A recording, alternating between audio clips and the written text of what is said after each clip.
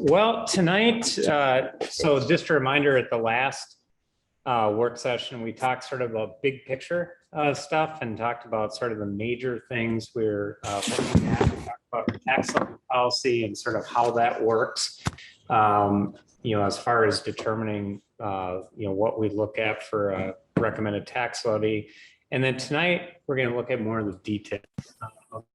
Just so you can sort of understand within those bigger picture type things, what are some of the details that we've built into it so that you guys can sort of understand what are the changes that we're proposing as part of this year's budget. So recap of the last work session, the major topics, again, continued utilization of the tax levy policy. And really that policy says limit tax levy growth to capture only new growth in the community and expenditure inflations, and that you'd only increase the levy beyond that point if you had new service levels or assets that were being added.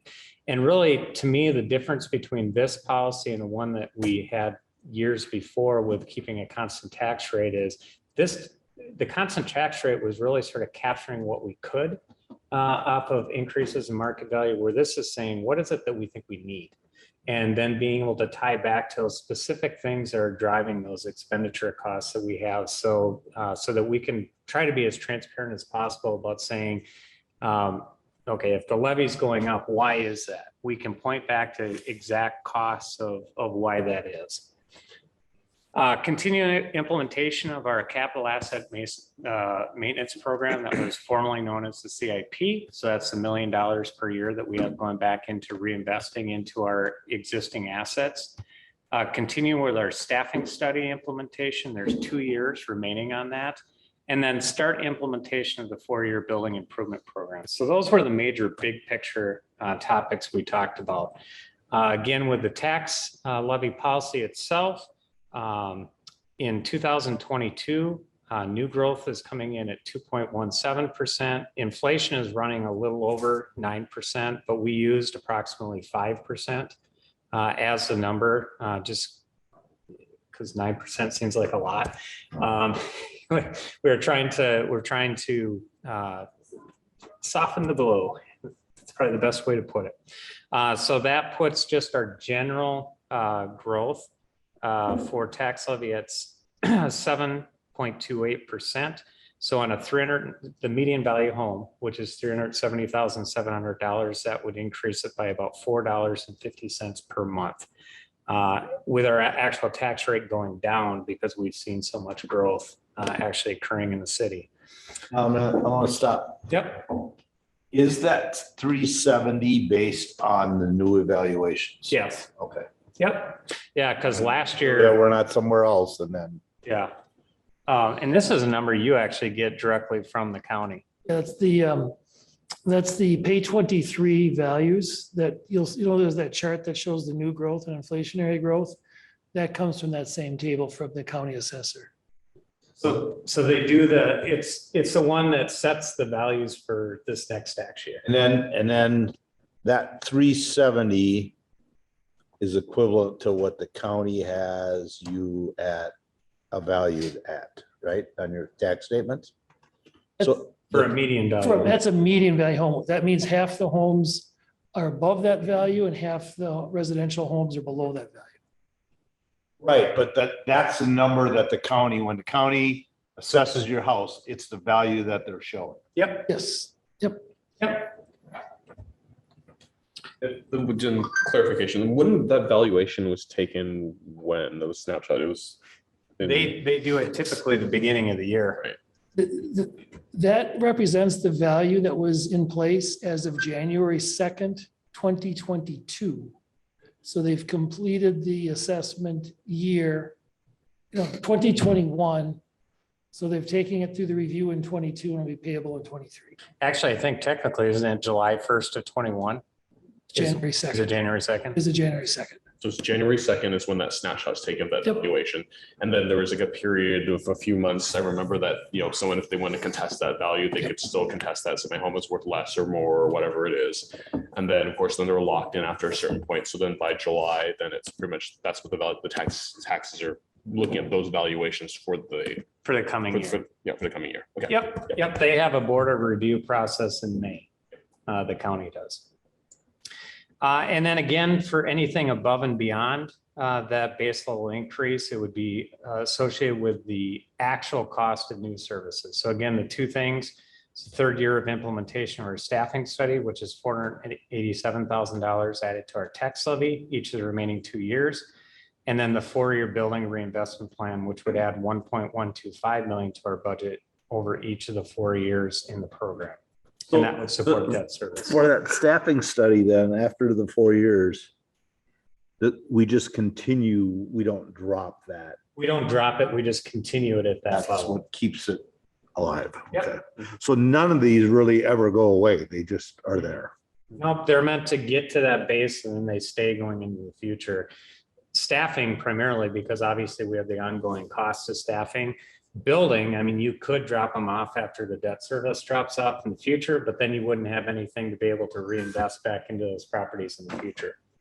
Well, we always talk about, or I should say, we have talked about that these numbers could go down with new growth.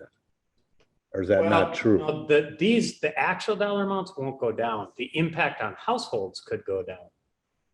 Right. Yeah. Yes. I mean, this represents the actual dollars we need for debt service, but the impact it has on an individual household could change based on us seeing higher than 5% growth. Like once we start seeing those commercial buildings open up, that should drop even though they're under. The numbers that we've projected for the 5 years basically assumes there'll be 5% annual growth. Now, what we've seen in the last 3 years is closer to 7-8%. So that additional amount of growth, if that were to continue in the future years, won't change the amount of dollars that we are levying, but it will reduce the effective rate overall. Because I've been telling people that, and I want to make sure that I am. You told me. No. I am making sure that I am saying that right. And That that's is why true. Yep. So And that, because, sorry, but that's where we talked about is that if you have to do a program like this is the time because of our commercial growth and our residential growth. Yes. You don't want to do it in a dead time. Well, if you do it in a dead time, or if you do it after all growth has occurred, then there's no growth to eat some of that, Right. that burden. And likewise, as we were kind of talking about like this versus like a fixed tax rate, right? This is one of those times when, like, for example, the fixed tax rate was a certain percentage. And because of the additional growth, we would be asking for a smaller percentage because it's a larger tax base from which to draw from. But then if we had stuck with a fixed tax rate, we'd actually be taking in more money than we actually needed or budgeted based on this. Yeah, although it's pretty close with the new program coming in. Our tax rate will probably end up going down slightly, but not a lot. Right. And but again, that's one of the advantages of doing this when there's such huge growth in there is that, we can have a pretty significant increase in our actual tax levy and it doesn't really change our rate, if not slightly drop it.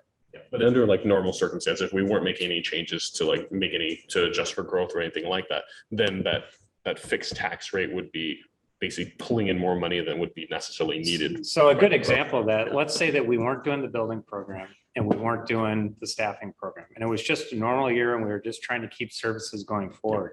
Our old policy would have said, keep a constant tax rate. Well, our values went up 23 or 24%. So we would have, under that policy, increased our levy by 23% without really saying that we really need to do it by 23%.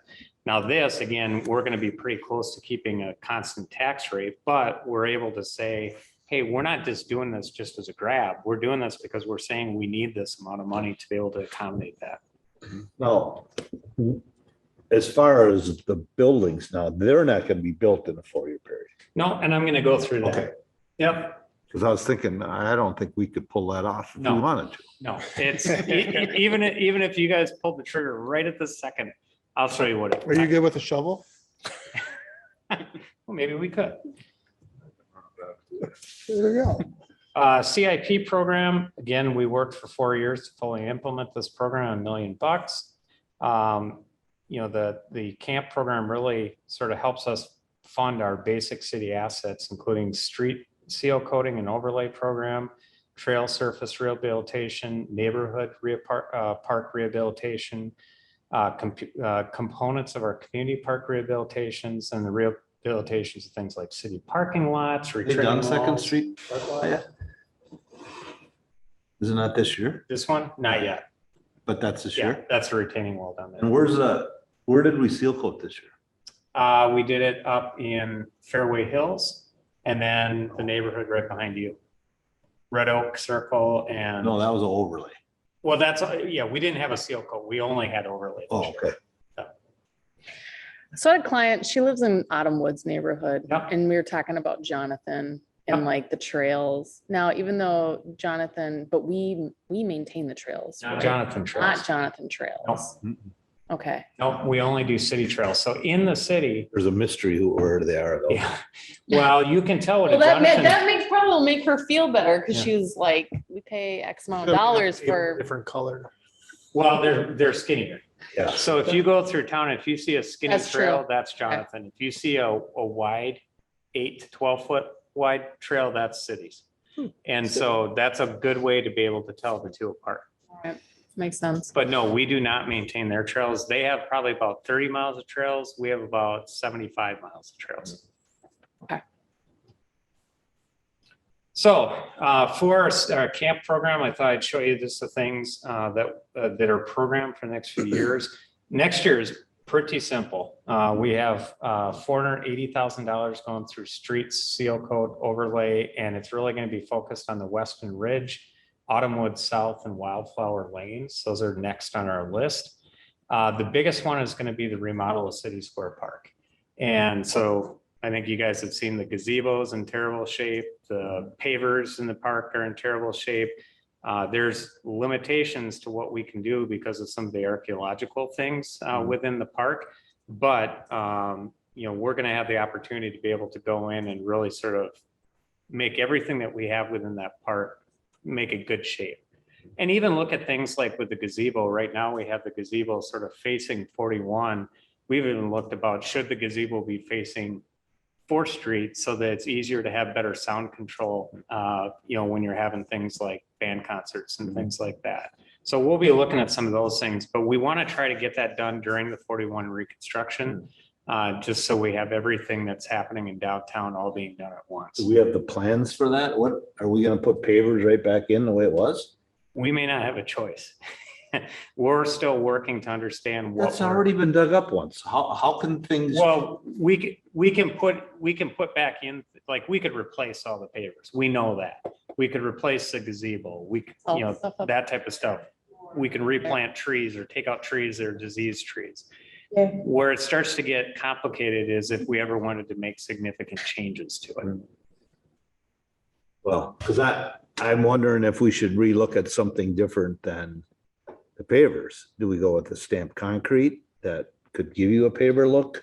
Because we all know what happens to the pavers. They just, you can see where they drive. Yeah, part of the issue is that we've used concrete pavers. I think we've learned something as we've done the streets, that clay is a lot more durable than concrete. But not is. that as much as where they drive with the trucks in there for maintenance. You can see all the bellies in the, Yeah. and that's the bigger issue. Yeah.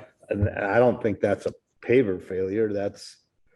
It's not designed. Well, unless they completely redo the base, but you're kind of saying we're limited with that. Well, I think we can redo the base if the I mean, base is there. Because like I said, that's what's more scary than anything is the dips and the pavers. Yeah. And I'm just wondering, is pavers the answers? I mean, Yeah. we've had nothing but problems with the pavers. And do we look at is a stamped concrete better? I don't know cost wise, but there's a lot more labor with the pavers. Yeah. But I don't know if we're looking at doing some of that ourselves. So some of it, yes, some of it, no. But that's something that you're going to see us come back during the winter and start talking about that stuff. They know better than me, but it just seems like I'm just not convinced that pavers look nice, but I just not. They look nice for a while. Yeah. Yeah. And then we have, every year we have 3 miles of trail resurfacing that we do. And that's starting to become noticeable throughout the community that we're really starting to catch up with those trails out there and starting to get to some of those sections that have been worse. 2024, we have, about $500,000 in street overlay, the trail resurfacing. Probably the two big new things in 2024 would be the rehab of the Hickory Street and Shadowwood neighborhood parks. And then the Bavaria Road and Innsbrook Drive retaining wall replacement. So that's one that we've seen some failure on. And then 2025, again, the overlays, trail resurfacing, Lions Park Playground replacement is scheduled for that year. The Shadow Neighborhood Park. Shadowwood is the one that's in the north. By the North office. corner. Oh, Shadow Wood. Yeah, I should have put wood in Okay. there. That makes more sense. Yeah, Like that outlier over there. That makes sense. Okay. yep. So that's, yeah. And then 2025 Lions Park Playground replacement, and then Lions Hockey Rink and light replacement. So we would do something similar to what we just did up at Clover Ridge. We just replaced those up there. Just throwing this out with Lions Park Pavilion being redone this year. Does it make it better to do the playground, move it up a year or two so that they kind of all run together? It looks like we completely rehab the park. I know they got life cycles on them. Yeah, and sometimes these things change. I throw out what the plan is now. We probably couldn't do it in 2023 because we really should do the city square when the roads shut down, but you could potentially move it up to 2024. Like I said, just throwing that out there, then it looks like we've rehabbed the whole park. Yep. But like I said, I know that they have replacement schedules. So the continued implementation of our staffing study. So again, that was the gap of 16 employees at about $1.5 million, plus a identified gap of approximately $500,000 for building maintenance. We implemented this over 4 years, or had the plan to. We did take the 1-year hiatus in 2021 because of COVID. And then at this current year, we did go forward with the staffing study, but we also looked at the policing components, which would add 1 new officer for each of the 3 years remaining in the program. So it's a total of $487,000 a year that goes for the remaining years of the program. So the budget does have the $487,000 of additional tax levy, plus we have $125,000 that comes from our enterprise funds, because some of these positions just aren't general fund positions. Some are like water and sewer positions. Some are stormwater positions. Some of the building improvements we're doing aren't just general fund buildings. Some of them are enterprise fund buildings. And so we wanted to make sure that the enterprise funds were contributing their fair share to that overall program. So Speaking of, I just thought of this. I got a question on this. Are we replacing the roof on the town course building?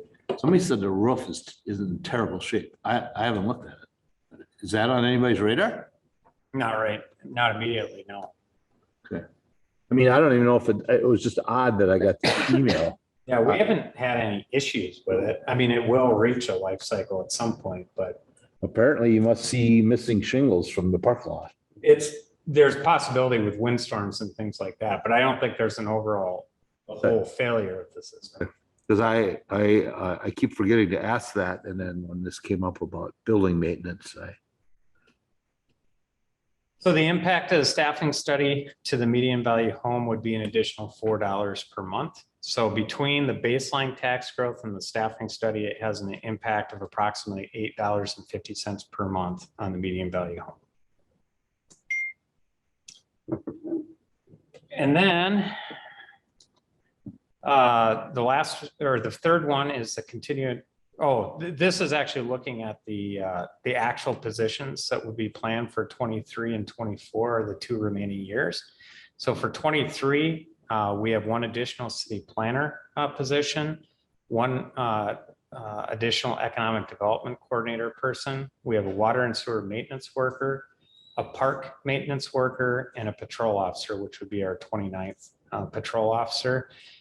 We're going to have some discussions about the city planner and economic development coordinator. We do need 2 positions in those areas, but we're going to try to look at, is there a way that, especially, we actually just had our assistant city engineer start her first day today, which was fantastic to have one more resource in there. Is there a way now to potentially look at how may we get cross-trained people in those positions so that we can have them sort of, because we work really closely between community development, economic development, engineering. Is there a way that we can sort of cross-train people between those and maybe even get better employees that way? So it may not be a straight city planner or straight economic development coordinator. It might be like a community development support position where they do planning, but some economic development. So we'll get back to you on some of the, as we get into that more, but it's generally positions in those 2 places. The economic development coordinator looks like it's managing a bunch of people. No, it's managing a bunch of processes. So one of the things that we don't have right now is we have a lease that can go out and actually get the deals together. One of the things that I would say that we have not been good at over the years, just because of lack of resources, is managing agreements and managing, Making sure they're adhering to the lease. Yeah. Things, making sure that they're meeting their minimums, making sure they're meeting their minimum agreements, having somebody that can go out and have the time to be able to meet with businesses on a proactive basis to see, hey, are you thinking about expanding? Are you thinking about doing this or that? We just haven't had the resources to be able to do it. We do it when we can, but we want to have a more strategic approach to that so that we can be out there meeting with these businesses. Yeah, absolutely. And then in 2024, that'd be the last year of the program. We have our last building maintenance worker position. That would be the 5th one, our network support specialist, a stormwater maintenance worker, a street maintenance worker, and then our 30th patrol officer. So that's that after those 2 years, then that GAP program would be finished. At the retreat, we developed a new position. I'm going to get to it. Okay. Not Taylor. Well, I was like, it's not on here. It's not on here because it's got its own special I am slide. excited Yeah. No, about this new position. It's got the reason it's got its own special slide is because most of these things are supported by general fund levy. The way we're structuring it's the community engagement coordinator position we talked about. It's something that's going to be utilized across the city. And so instead of it having a major impact on just one fund, it has a small impact on lots of funds. So it doesn't impact any one fund majorly. It gets funded by a lot of them. That's creative. Yeah, well, I mean, it's. I mean, it makes sense. I'm just Yeah. saying that's a good creative way to handle it. Yeah, well, it's going to be used by every department. Yeah. And so it makes sense for every department to contribute to it. And that way, every department's putting in $10,000. I mean, it ends up not being a killer to any one of the budgets, but we accomplish getting that position. So one of the things that would be helpful, and it's not necessarily for this, but maybe a different work session, is to kind of have a walkthrough of just the org structure, because I think we're kind of looking at specific positions that are filled within something, and it'd be nice to see the bigger picture of like how it fits in with more strategically across the organization. Yeah, yeah, no, that's a good point. You have your tree though. Yeah, I think one of the challenges is we started talking about this program before a lot of you guys were on council. And so we did go through and do that when we sort of came up with the sort of here's where we need to be. But yeah, once we sort of started, we never sort of went back and said, here's the bigger picture. I think it'd be good to revisit and make sure we're all on the same page in terms of what where we're filling in. I mean, it's just to at least refresh our memories, so that way when people ask us, it's like, oh yeah, this is kind of what we're talking about. Yeah. Who doesn't enjoy a good org charter too? Stormwater maintenance worker, isn't that a public works guy? No, they're funded through our stormwater utility. No, I But they, get that, but yes, they're a public works employee, but they're funded through the stormwater because they put most of their efforts into actual stormwater maintenance. so is there more than one of those now? Oh yeah, that's Was it 7? yes, maybe 5. stormwater maintenance employees. I mean, they're part of the overall general I do public works too. department, but they get funded, portions of their salary get funded from stormwater because of the time that they actually put into stormwater. So we actually, right now, I think they actually keep track on their time card of how much time they actually put into it. So really, any public works employee could do stormwater. Well, and that's, I mean, just looking back, yes. Yeah. That's why when I just assumed he'd be a public works guy, person. And then you would just do what you do. You split if they're working on that. I mean, I did that when I was there 35 years Yeah, the ago. difference, so when you were there, is it all got paid through the general fund. And so now we We did all them things for nothing. pretty much, we didn't even pay you for it. No. Keep track of all of the trail work, everybody's hours of trail. Yeah, so now we actually charge out the actual cost to the stormwater utility fund, because that's what should be supporting it. So technically speaking, we have like better accountability of where our funds go. Absolutely. Yeah. But it is, to me, this is when we get into the buildings and we start talking about the value of having all of our MSB departments within one building. The value of that is that we can share services. So the public works employees, you don't need to have a separate, complete separate stormwater division. You can have a public works division that can focus on streets and parks and stormwater and mechanics. And instead of having to have overhead for every division. And to me, that's why it's so important for us to keep those on one campus. I think that especially in the context of the fact that we have a financial accountability that's driven through different funding sources, it would be very easy for the organizations if they were in separate facilities to say, well, stormwater's not doing that because you're not paying for it. Yeah, Right. absolutely. So I think it's even more important to have a shared facility because that fosters that collaboration. Because if you were in separate facilities, then that almost justifies that financial accountability and the organizational accountability being completely separate from one another. Yep. Yeah, I'm very passionate about thinking that needs to be one facility. And it's because of the fact that I think we would be significantly less efficient if we weren't within one facility. There's my passion. That Matt's willing to die on. Yeah. Plus it's cheaper.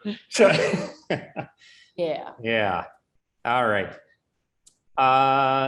Okay, so this gets into the positions that you were just asking about. There's really two positions that we're looking at. One of them is a third rental inspector, full-time firefighter position. So if you haven't noticed recently, we've approved a lot of apartments. And because of that, we have over 500 new rental units that are going to be coming online, which it significantly increases our the number of units that we actually have to go out and inspect. Which takes a ton of time. Which takes I spent like half hour, 45 minutes and I'm one unit. Yep, and they go through all the units in the community. The other thing it does though, is it increases our revenue that we generate to actually support that. So to me, this is sort of a revenue neutral position.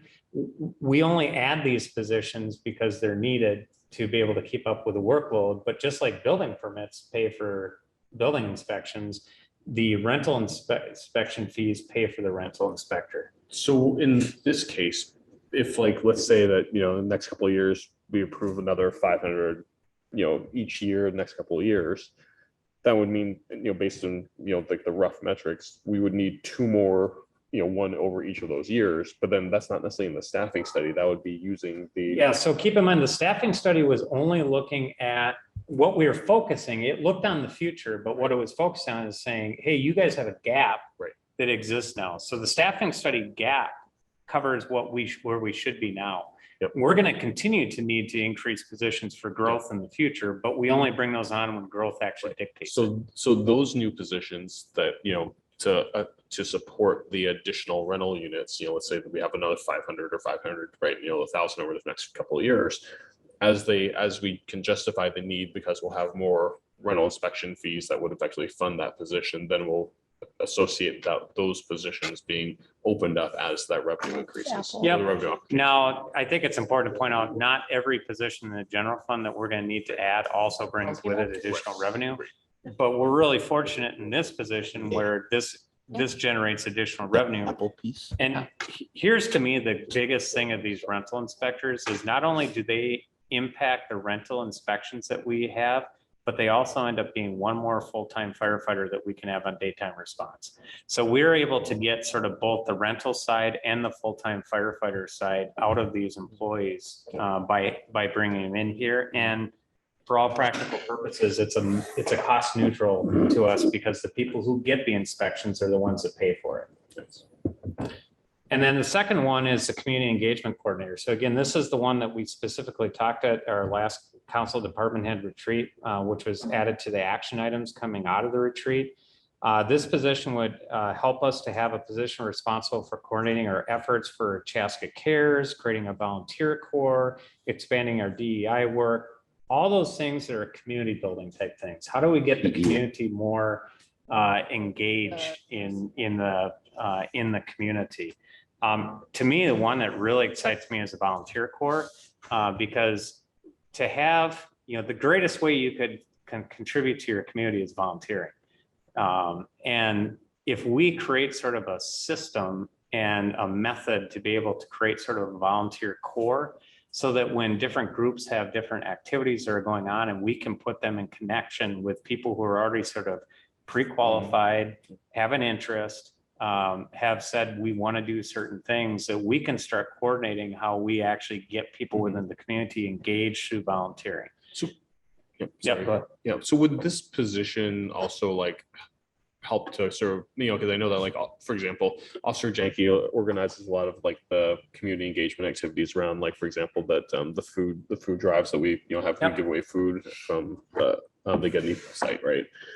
Would that help to support or offload some of that workload from her and some of the others, And it also would push it into other departments. Right.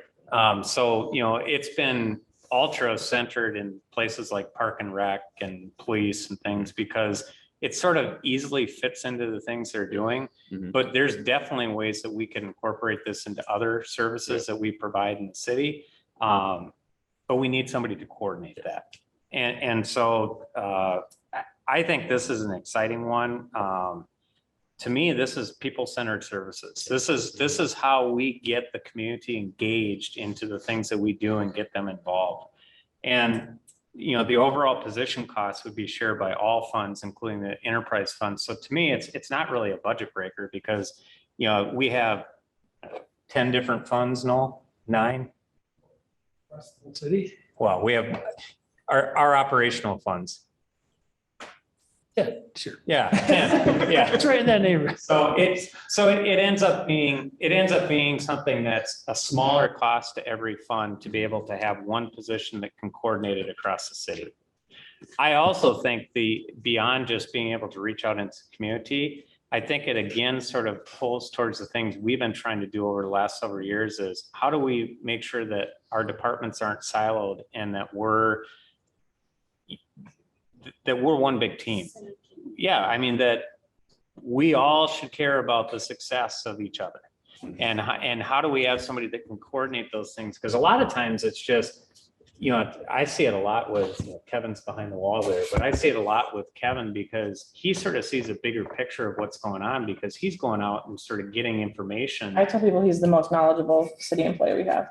No, Well, I'm don't make his head get big because he's not going to get. and I don't mean that like the department heads obviously know what's going on, but I'm like, Kevin knows people and he knows what's going on and it's because of what he does. Exactly. Yeah. And so to have somebody that their job is focused on the big picture, not just focusing on the things that each department has to focus on every day, but saying, boy, you guys are doing this and you guys are doing this. Boy, it sure makes sense if you guys looked at doing this together, those types of things. I just think there's lots of potential with this position. And I think it really gets at sort of the things that you guys talked about in the last retreat of saying, we want more people-centered type services. And, to do that, we just need to have the resources put towards doing it. And then the last one is to start the implementation of the 4-year building program plan. Again, we looked at this over a 4-year period, $1.125 million in tax levy over that 4-year period. And we'd also add $400,000 per year over that period from our enterprise funds. Especially the biggest one is City Hall and the municipal service building, especially in the municipal service building, because well over half of that building is used by enterprise funds. But here we have things like utility billing, components of what administrative services do that also support utilities that should contribute. So, I mean, we've all seen this chart before. It's been one that we've been out trying to share with people about that impact over the 4-year period. The first year, 2023, would be an $8 per month impact.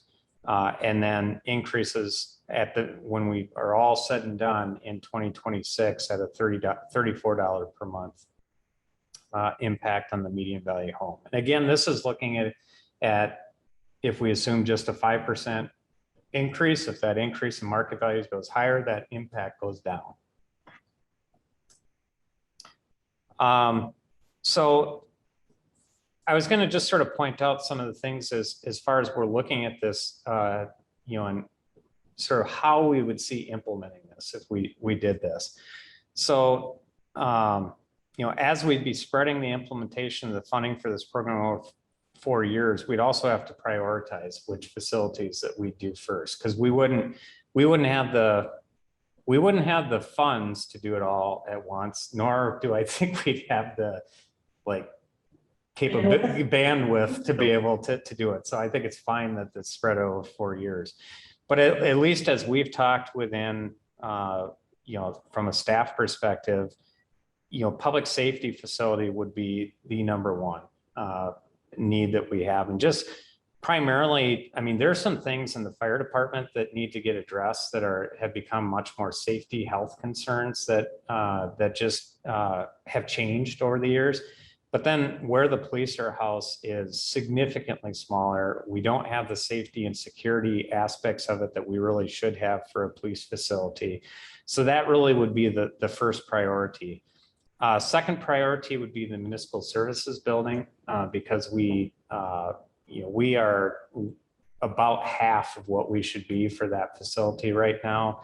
And as we continue to grow, we have additional, as the township grows, we have additional dump trucks, we have additional, pickup trucks. I mean, we have all these different things that need to be added to be able to maintain these new roads and services.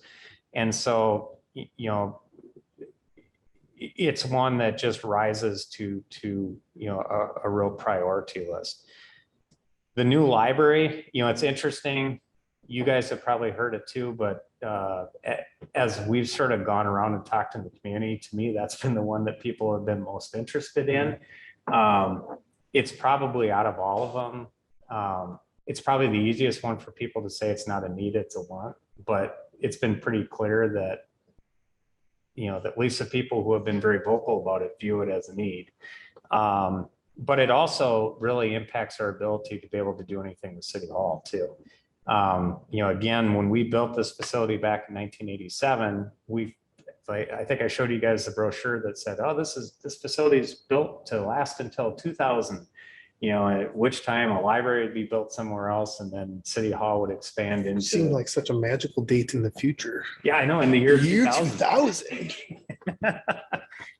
So it's always been the plan from the very beginning that the library would move out and City Hall would take over that spot. So, we really can't get by with doing anything with City Hall until the library's out. And then remodel of City Hall would be the last priority. It really needs done. We have significant issues with roof, all these types of things in the facility, but it's really hard to take a Band-Aid approach to it. If we're gonna take this over a defined period of time. And based on that timing and the plan that the library concept plan that we last looked at, we control our own destiny at this point with that. Is that true? Because we're not if we went with the idea of building around the service center, not relocating that. We don't Yeah, complete, we don't. we completely- have properties, there's properties, yeah, but Yeah. not, there's not a county. We're not waiting on the county. No, the county, the county has realized that when we move forward, they need to move forward too. I can tell you that when I talked with Dave Hemsey, he was glad it was 2026 because, well, that's when we probably wouldn't complete it until, 2028 is probably when they'd actually staff it. And so I can tell you that he was really glad that it was not 2024 because they still have some planning to do. So you think they would move too? I mean, they almost have to. I mean, I can't imagine that site continue to support what they need to support with growth. No, if we, obviously, we can't move forward without them committing to the operational side of it.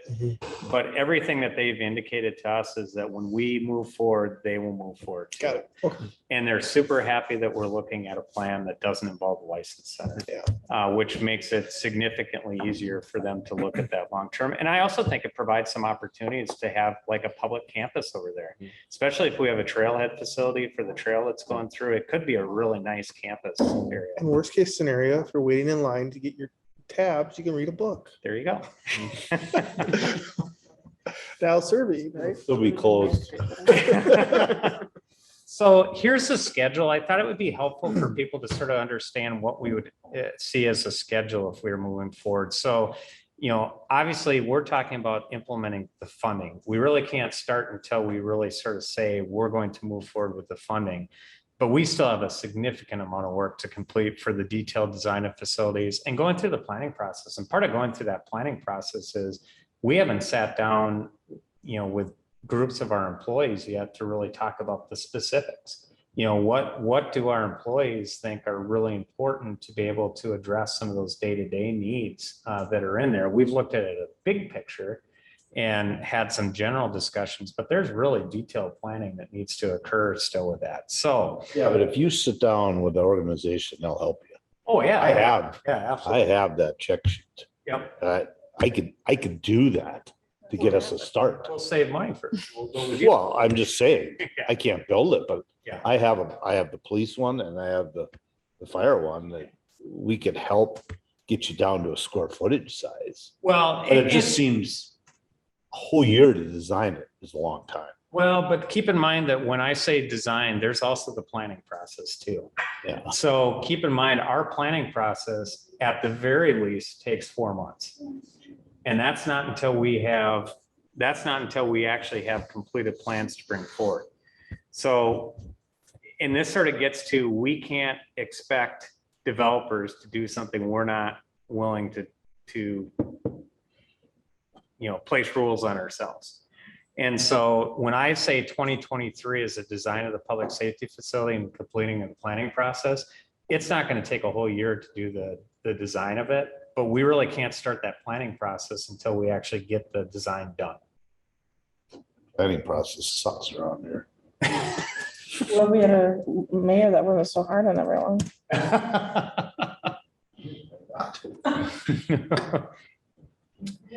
But, I'm not wishing, I'm just saying, you never No, know. I'm gonna make a shirt that says that. Be careful what you wish for. Yeah, Okay. Or that our mayor says something, something, something. I like indirect messaging. Minnesota nice, passive aggressive. So 2024, complete the bidding to choose a contractor for the public safety with construction starting in the spring. And we really view this as being an 18-month construction period because, it's a pretty complicated building to go through.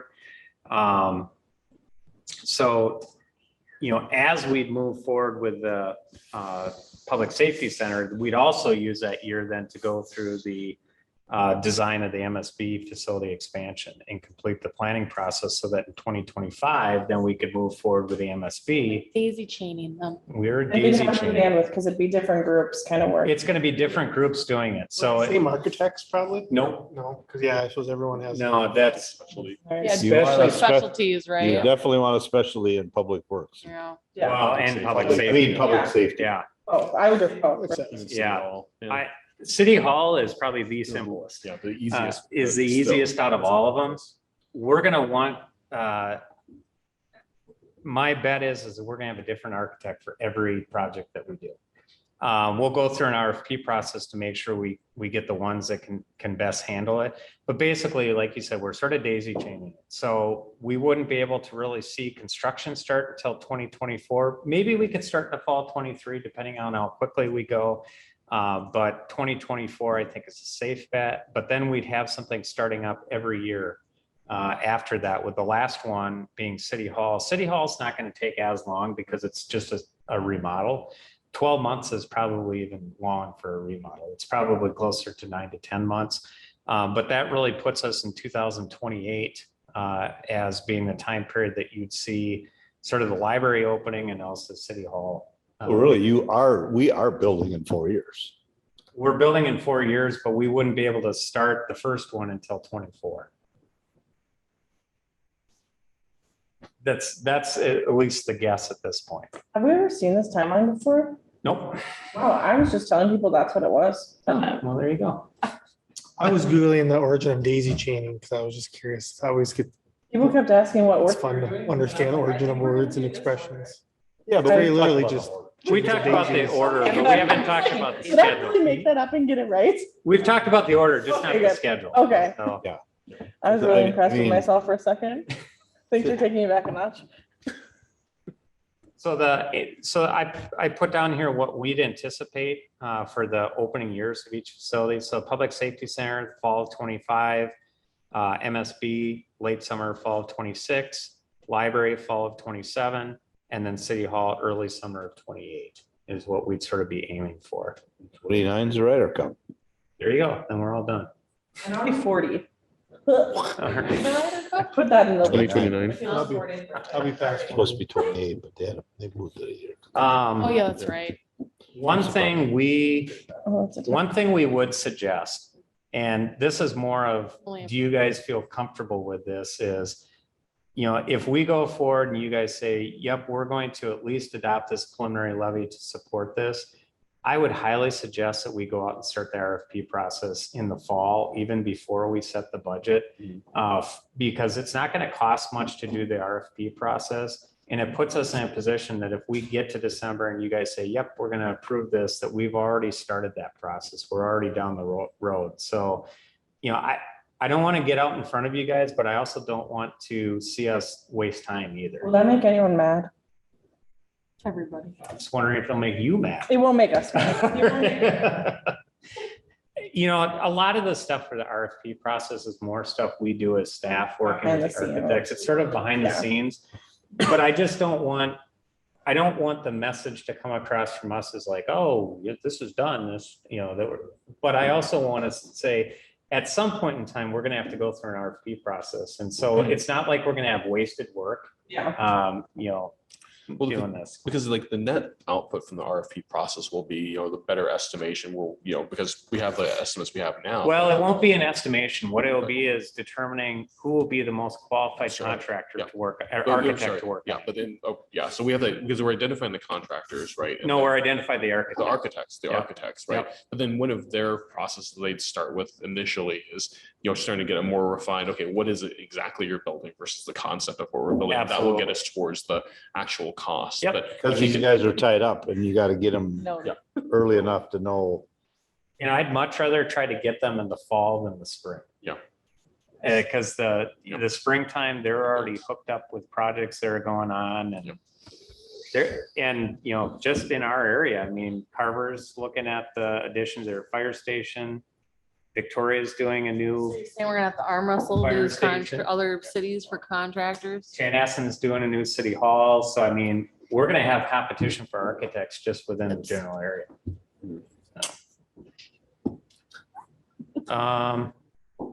So the other items of note within the budget, one of them is fire department looking at a pumper number 3. And this is something that our new fire chief has brought forward as something that he's pretty concerned about. Looking at the percent of time that we have at least one piece of apparatus down. Right now, we have about 25% of our time, we have at least one major truck down, which leaves us with only 2 pieces of apparatus. We have a replacement pumper already scheduled for 2026. One of the things that we're looking at is suggesting that we, instead of getting a pumper and getting rid of the old pumper, is that we keep the old pumper and then get these on 8-year rotating shifts. So that they're a first line when they're first new, they're a second line when they get to be a little bit older, and then their third line, so that in essence, we have backup. If we do that, it means that we really wouldn't have an additional cost impact to us until 2042. And the reason being for that is because of the way we have these pumpers sort of scheduled out. If we just kept an old one and we put it into rotation, our replacement schedule would the next time we'd have sort of an actual additional cost would be 2042. So what's our current replacement schedule in terms of life? Because it's 8 years as well. So it's 20 years for ladder. It's the 10 or 15 years for a pumper. It was 10 because we had the 3 and that would get us a 30-year life. Yeah. We used to go 10 front, 10 back. What do you mean 10 front, 10 back? Well, 10 was the front line, 10 was the backup. 10 was backed up. Here we'd have 3 and we'd say 8 would be front line, 8 would be middle, and 8 would be third line. That Okay. the whole Yep. your hope is you don't use that third line, but If you need it. if you need it, you have it. Yep. That would be just for the pumper trucks, not like our big huge truck or anything. Yeah, no, I'm never going to suggest to you we have 2 ladders. Right. That was future. We were But- just doing this with the pump. No, this would be a pumper. The only change that we'd have with this is that we would suggest that we actually move this up to 2024 instead of 26. So we would shift some things around so that we could accommodate actually purchasing that and not really changing our overall equipment plan schedule. We just need to order in 2023? Yeah, so the issue ends up being is that in order to have it ready for 24, we have to order it in 23. I'm assuming you have to pay up front for that. You can usually get a pretty significant discount if you pay up front, but I don't know, the ladder truck, it was like 2 payments. I think we made some kind of a down payment, or was it the whole thing? We made a single down payment and got the hefty discount, and they had to provide the surety bond for performance. It ends up not being that big a deal for us because we're selling bonds, 2-year equipment certificate, two years of equipment certificates for 23 and 24. And once we have those bonds sold, it doesn't matter if we use them at 23 or 24. So it ends up being sort of a net neutral impact to us to be able to do it. It's shifting it up, but it's changing our equipment schedule so that we really don't see the major financial impact of having a third pumper until 2042. A couple other smaller ones, we're looking at the addition of a drone for $10,000. This would be something that we not only use for utility and public safety services, but also marketing efforts too. Who had one of touch a truck? I don't know. You're one of the community center employees. Oh, because those pictures were dope. Those They were- were. That wasn't a drone. He went up in the bucket truck. Okay, still dope pictures. Yeah, but it was one of the community center staff, right? Yes. Yeah. They're still really cool The pictures. new marketing manager went up in the bucket truck. You're not coming over very good. Yeah, there's a guy in a bucket truck. So one of the things that we're looking at, especially for public safety, is to try to have some kind of heat camera on there. We've had quite a few incidents where kids have, especially kids with autism, have run into the ravines. And right now, our only option is to call up the State Patrol helicopter, which is quite a scene. We'd like to have a little bit more control over being able to deal with those public safety issues ourselves. And just the fact that it gives us some ability to be able to inspect things like substations or do marketing type of material and stuff like that. We think it's a good investment sort of citywide. Oh, is this the stationary one or the flying one? Flying one. So now we gotta get a whole bunch of pilots. Yep. That's not that Because- bad, though. Yeah, we Yeah, it's actually, expensive. it actually included, I think it included like 3 pilots. So this They're include trained. The certification, the FAA. So you have to have certification, FAA Yeah. certification to Yep. do it. Photographers do that. It's not, Yeah. yeah. No, I mean, It's not about training them. If you train 3, you need 9. Because if they're not around, they're not available, they're at work. This It's, is their work. well, I mean, hopefully you get some of them, you know, the people that are, so there's, should be somebody for daytime. But it's, yeah. I don't think it's gonna be 3 pilots. It's gonna be more than 3 pilots. especially if it's used for public safety, for, if it's police or fire, I mean, they may have different uses for them, right? So you might have someone, on the police side looking for a child with autism, but the next day you might have like something where you need fire, to like be looking at something because it's a Just potential climb over the hazard. top and see what's going on the roof on these big houses. I mean, there's, Yeah. yeah. But it's Yeah, I just, don't know what the exact It number looks would be, like, but yeah, it doesn't 3 look that low. expensive. It looks like $150. that's all? Yeah, it's not, I told No, you, it's not- it's photographers not do very this all much. the It's, time. it's I was really. gonna say, If it was like thousands No. of dollars. Yeah, this- No. The biggest This investment- includes some training, but if we needed to do additional Yeah. training, I don't. I think was, it would be I was told, they much. told me it was expensive. No. It's the biggest investment is your time because it's. It is, you have just to take pretty- a test, you have it's- to do, it is yeah, pretty- There's a lot you have to study Yeah, for. So it's not that's like just a Yeah. gimme sort of thing. Yeah.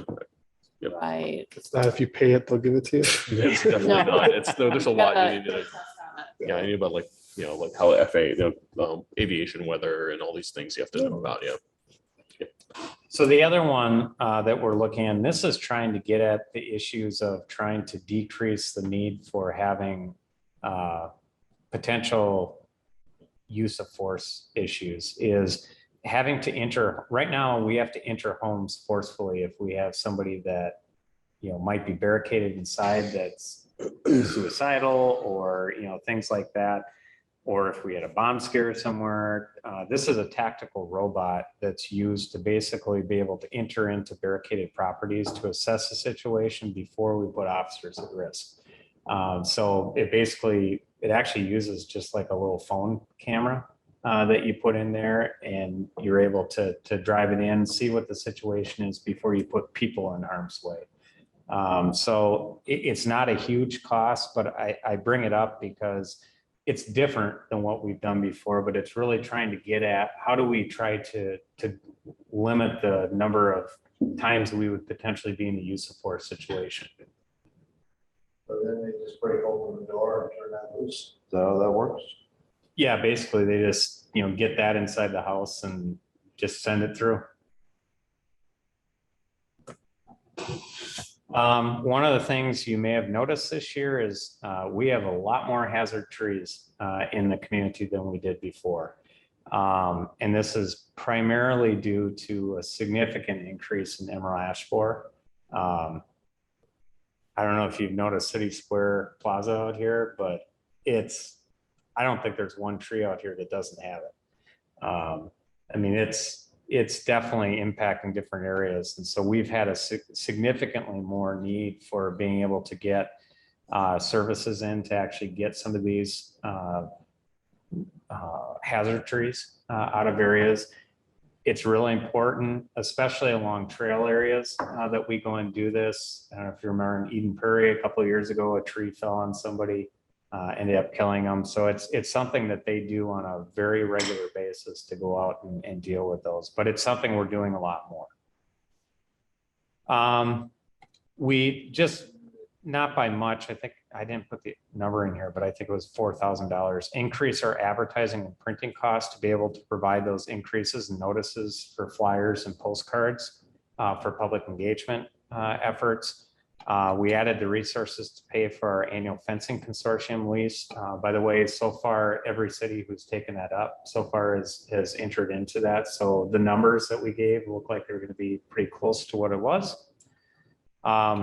one of the things that Ryan would really like to do is to create more uniformity in the weapons that we have within each of our squads, so that there isn't differences between what people might train on and what they actually utilize.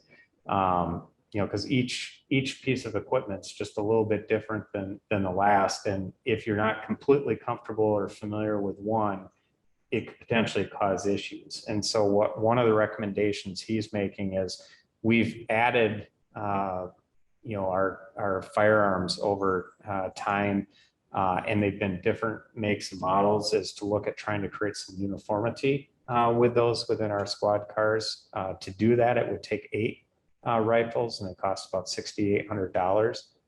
And then protective equipment for our mobile field force officers. So, if we did run into issues with civil unrest or mass demonstrations, we really don't have all the sort of padding and equipment that all the officers would need to be able to outfit at least 12 officers of what we want to have for that type. So Does that stuff expire? I'm sure it does. I don't know the specifics of how long it takes to expire, but I could find that out. Because along with that, then the assumption is that there's a replacement schedule too. So, what does that look like? Or is, presumably there are ways to stagger that? Yeah. Yep.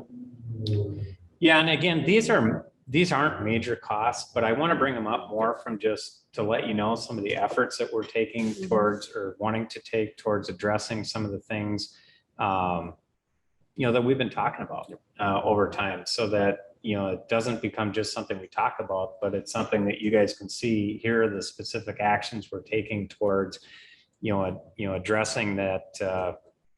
We try to reduce use of force incidents, or we try to make sure that there's less likelihood of having somebody have an issue with a weapon that they're not familiar with.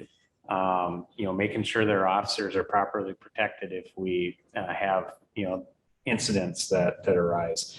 And even with the fencing consortium, how do you do something to try to eliminate that confrontation with people to begin with? So we talked about this the last time. What would be the overall impact to the houses for 2023 for the medium value home?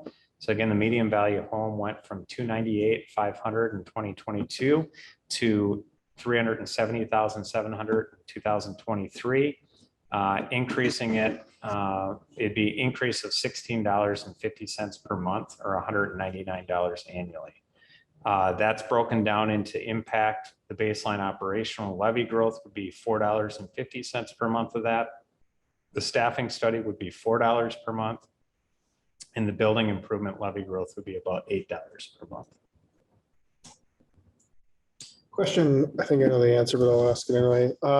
Similar to like the staffing study, the building, if something crazy like a global pandemic happened, you would could pause that. Absolutely. Like we could bump, because we're probably not building, we could bump it a year, kind of like we do with stuff. It's not like we're tying ourselves. No, I mean, what we're trying to do is we're trying to create some predictability for planning here, so that we can say, here's what our goal is. But, like the staffing study, I mean, we hit COVID and it's like, you know what, we should probably take a pause.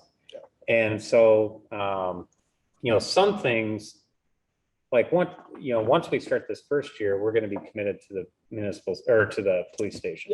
Yeah. Yep. And so every year we're sort of committing to that next building. So there's certain things once you commit to, you'd have to, but until you actually go out and sell the debt service for that next one, you don't necessarily have to commit to it. It ends up being more, how are we planning this, assuming nothing huge happens. And then, so this is another chart you guys have seen before that just sort of looks at what would be the anticipated impact on that median value home between 2023 and 2026. The blue is just sort of our normal anticipated growth, and then the red would be the additional amount that would be associated with our facility study for debt service. And then this shows where we'd end up from a tax levy perspective per capita. Right now, we're at about right around 79.80 for the tax levy per capita. This would bring us this year into about the top 25. Top, what was it? Well,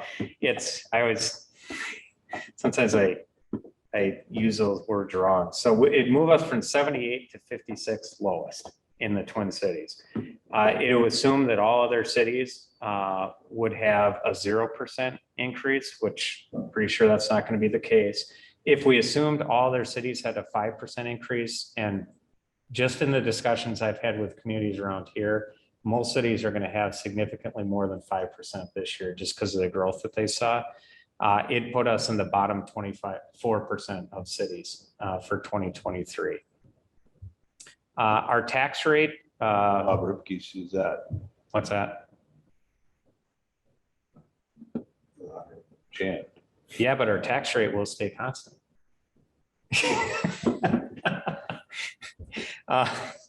So like I said, we're still going to get details coming from the county they don't really give us all the specific details of it until we get closer, even past setting our preliminary levy. So we're going to be able to refine this more. For the time being, just for the numbers we have, we're just saying it's basically going to keep our tax rate constant. But we'll be able to refine it and have a better sense of it when we get into December. We'd be in the bottom 33% of tax levy per capita if there was a 0% increase with other cities. And, you know, this is the part that's really difficult to calculate is where are we going to end up in the end? It significantly depends on what other cities do. It depends, we extrapolate out, we sort of extrapolate out, what if metro cities increase by 5% like we, sort of extrapolate going out. It basically put us at about 50 percentile. So we'd have about half the cities that have a tax levy per capita that are more than us and about half that are less than us. So it put us about right in the middle. But to me, that's sort of our peak, because this was sort of the last piece of sort of the puzzle that we really needed to address to be ready for future growth when we're a fully developed city. After 2026, we're still going to see about 10 to 15 years more of growth. And so what I think is we're going to sort of hit that peak in 2026. And then as we continue to see the growth, but those things are in place, you'll start to see that go down again. Got about 10 minutes, so we get a little chance for. That's all I can. So, this is the schedule. We did set aside September 12th as a third budget session if it was needed. We can set the preliminary tax levy in either the 12th or the 19th. I mentioned to you at the last one, the 19th, I'm actually at our ICMA conference. So if it was the 19th, I'd have to zoom in for that one. I guess a question for you guys is there any additional things that you guys want to look at, or from a preliminary perspective, do we feel comfortable with using September 12th as a date to be able to address this? Now, obviously, between September 12th and December, we're going to continue to do the same things we do. And you guys always have the ability, you can't go higher than what you do on the 12th, but we can always go lower. And we're going to continue to be out there marketing and messaging this. But just want to get a sense from you guys about whether you think we need another work session, or are you okay with me bringing this back on the 12th? I'm fine with bringing it back. I'm fine with bringing it back on the 12th, and not to mention the 19th is probably going to be the big meeting because of the planning commission. We always have that. So yeah, Agreed. Spread it out. Good. Well, good. Okay, that's what we'll do. So Like I said, we know what our major thing is this year. It's the building part. Well, and quite frankly, this is the third time you guys have seen it now, because it started back in May, when we had the initial discussion about buildings. So typically we'll have 3 sessions before we get to that. But Once the budget's set, then we'll see what kind of, if we hear anything. I mean, we certainly tried to We're here and stuff. get, About the budget. yeah. If we can make sure that, I'll